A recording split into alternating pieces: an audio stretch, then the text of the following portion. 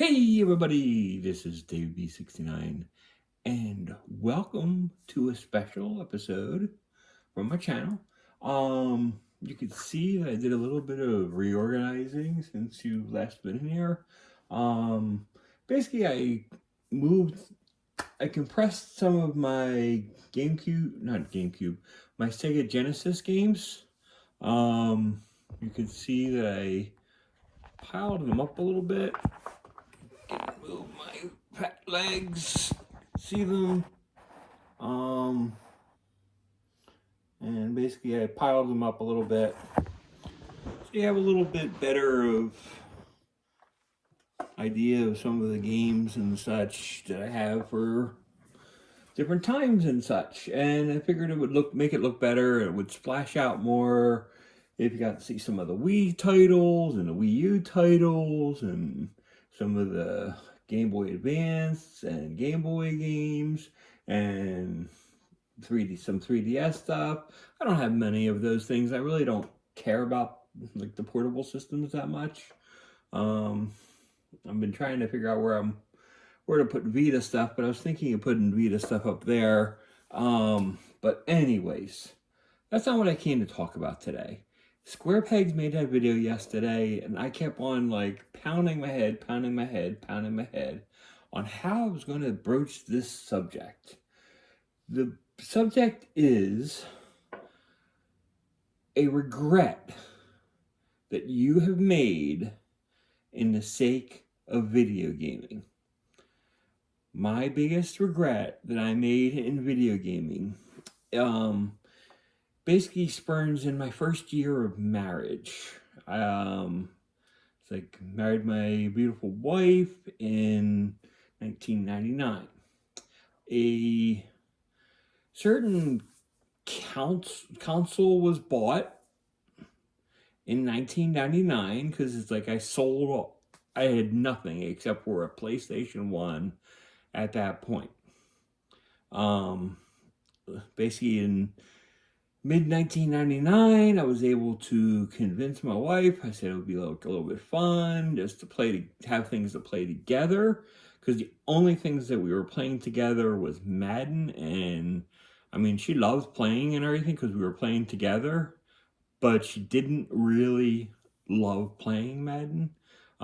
Basically, I would call her the X person, because that would be the only button that she would really hit. So I knew where the ball was going to go. At every circumstance, she was going to throw it to the X guy.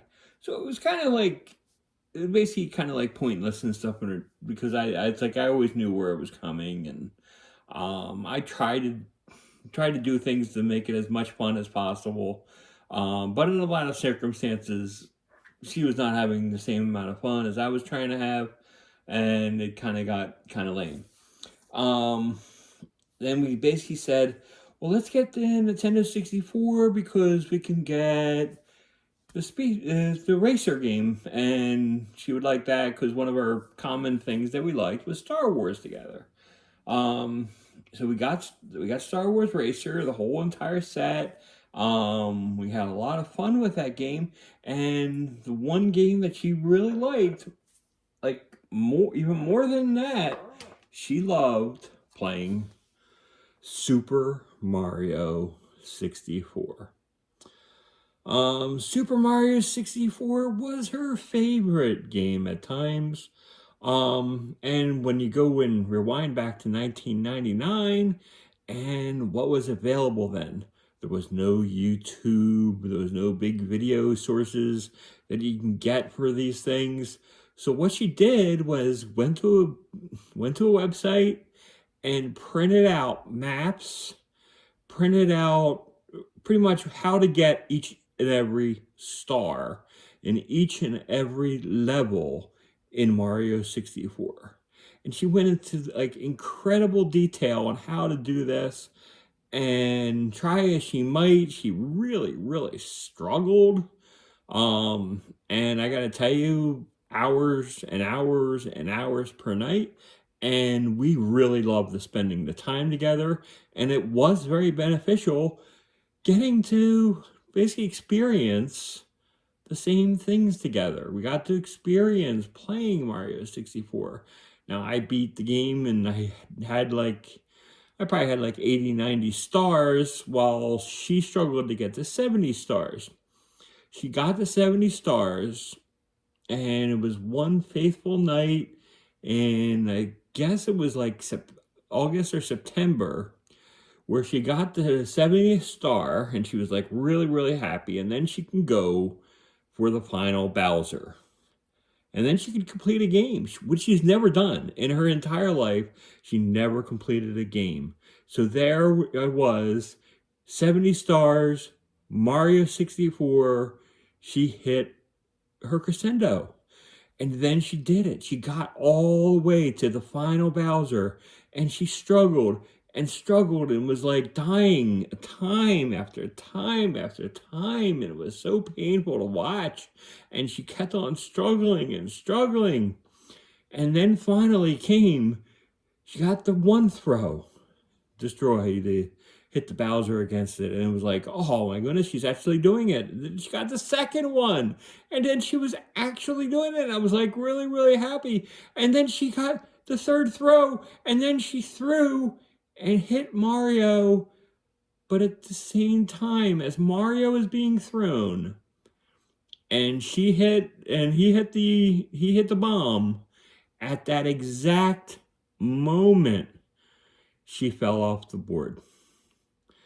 And as soon as she fell off the board, as you know, you need the key to beat Bowser. And after she fell off the board, it was out of lives, end game, and a very, very, very sad and depressed wife. And she vowed that she was going to get back there and beat this game. She tried several times, again and again and again, and she never got close to getting to that third thing. She did it one more time, but wasn't really as close as that first time.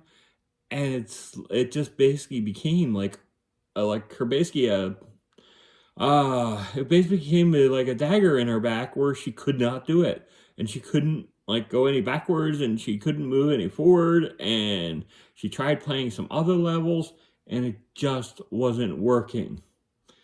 So she's like, I don't know if I'll ever do this.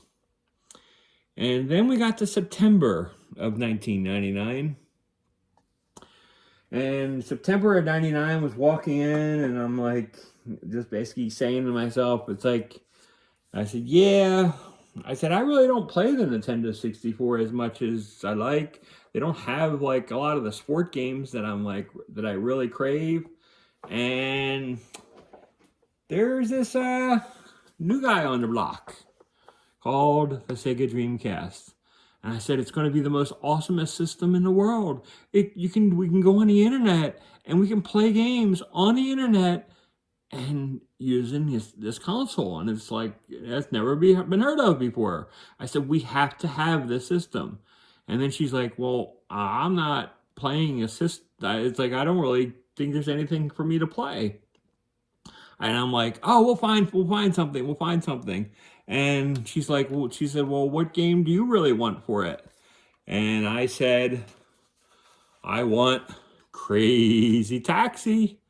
And we've been to the arcade, and it's like, I showed her Crazy Taxi and how much I love it. And I basically told her how the game was going to be exactly like it was in the arcade.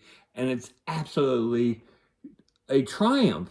And then I said, it's like, well, it's like, you don't have to worry about it, because it's like, we don't have to worry about the other systems, because I heard that Madden and NHL and all those other games are going to be here. And this is next gen. And it's going to be like, we're going to just basically destroy everything else, and we don't need anything else. We're going to be like really, really solid. And then she's like, well, how are we going to afford it? And we did not have that much money. So then became the kicker. I told her, there's this thing called trading in. And I traded in like the whole entire Nintendo 64 collection that we had. Plus, I traded in some PlayStation 1 games, and I basically just put it all in, and I said, well, I'm doing all this and stuff, and we're just going to get the Dreamcast because I think it's like the worthy thing for our future. And so we did. We went and we traded that in, and I got the Dreamcast, and I playing like Crazy Taxi, and I played that game and played that game for some solid months. But it really, besides the NFL and the NBA games that came out, there was no EA games, and that stuff never came out. And it turned out that like within a couple months, I was hearing that it's never going to happen. So I'm like, I'm kind of like screwed here. And we already did the trade in, and we already moved forward, and there was just nothing I could do. So basically, I winded up trading in that Dreamcast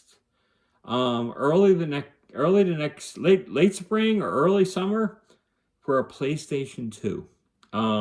Got that traded in, got that pre-ordered, and I'm like, I said, yeah, this is the way of things, the PlayStation 2, and we're gonna be set. And I told her, I said, this is gonna be the hottest thing in the world, and we're just gonna have to go without the Dreamcast until that time. And so I like sat patiently, and then she's like, well, what about the Xbox? I'm like, we're never ever going to get an Xbox because I heard that the thing isn't even going to work. It's a piece of junk, and it's huge, and it's going to take up so much cabinet space. So she was like, yeah, perfectly fine. We'll do it the PlayStation 2. So we got the PlayStation 2. Unfortunately, there was no games that really appealed to her. And trust me, we tried. We were playing some Mickey games. We were playing some other things. And there was just nothing that actually tried for her. The only game that she really, truly loved, besides Q*bert in the arcade, and I did have Q*bert on the PS3 eventually over time. The only game that she truly, truly loved and came close to beating was Mario 64. Now later on, we had kids, and they were born, and she used to spend so much time playing with them and with Mario Kart and the GameCube, and with it's like we played. It's like we had NBA Live on the Xbox because for some reason he liked the Xbox basketball games more because of the massive controller. But it was like, for him and everything, that was basically their time that they had. But it wasn't a story game. It wasn't a long-term game. It wasn't something like Mario 64 that drove her. And it's just like, to this day, I have regrets. And she's really just had no interest in going back and reliving some of those frustrations. But for the whole past and for everything, my biggest regret was trading in Mario 64 and her 70 game save. It's like to this day and everything, it still haunts me. So, what is the game that haunts you? I'm just curious.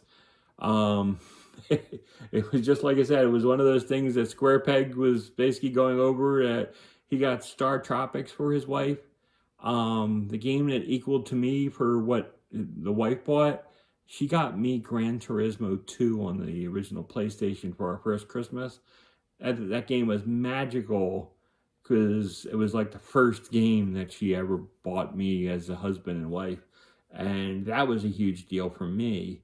She bought like tons of other things since, but nothing as meaningful as the fact that she knew that she had to go out of her way and she had to get it in December when it was a whole crunch and there was actual not that many of those games readily available, where she actually had to pre-order it because I don't know of any other time that she pre-ordered a game. So that was also just quite amazing.